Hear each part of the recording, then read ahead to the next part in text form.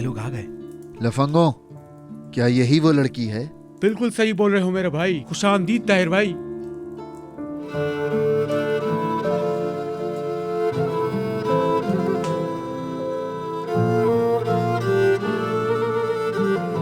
बालिम, तुम जरा अपने कमरे में जाओ।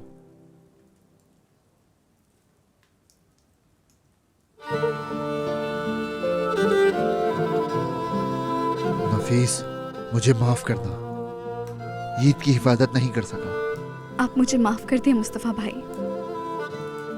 मेरी और ईद की वजह से आपको गोली लगी।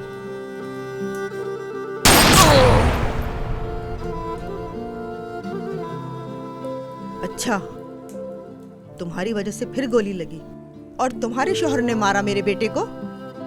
अम्मी, कब सुकून आएगा तुम्हें जब मेरा कोई बेटा मर जाएगा? अम्मी बस भी करें, चुप हो जाएं। अम्मी, आप थोड़ा तो इंसाफ कीजिए। आपको पता है वो जालिम लोग उसके बेटे को साथ ले गए। कौन करेगा इंसाफ मेरे साथ? मैं भी तो एक माँ हूँ, मेरा कलेजा नहीं चलता क्या? आप सिर्फ अपने बच्चों की माँ है और कुछ नहीं।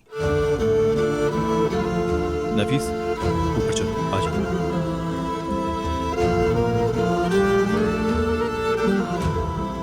सुन लिया आपने?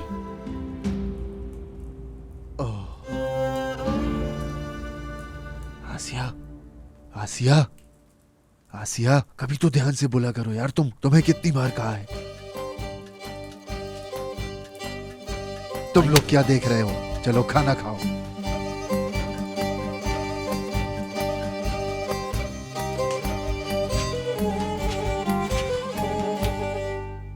तुम ठीक हो?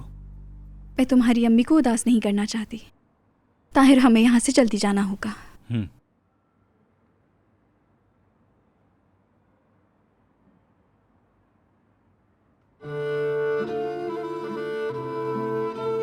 मेरे साथ रहो, आओ। मगर अम्मी,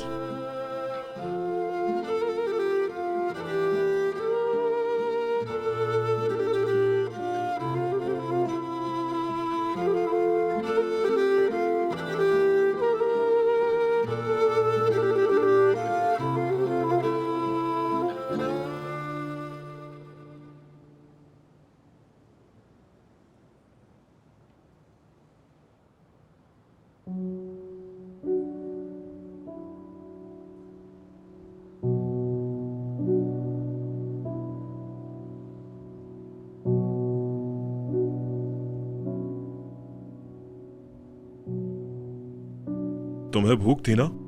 खाओ इसे। मैं अंडा नहीं खाता।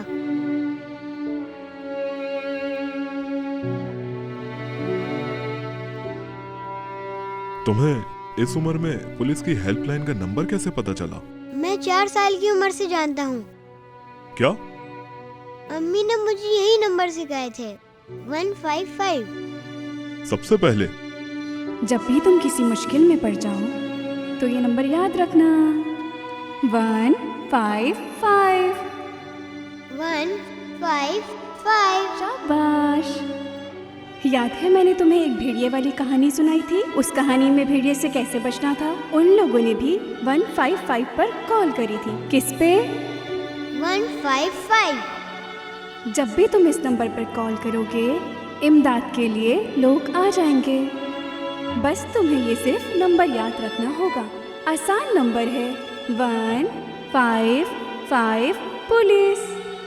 155 पुलिस। इस नंबर पर जैसे ही कॉल करोगे मदद मिल जाएगी। मदद? इसी से तुम्हें इमदाद मिलेगी। हमेशा याद रखना।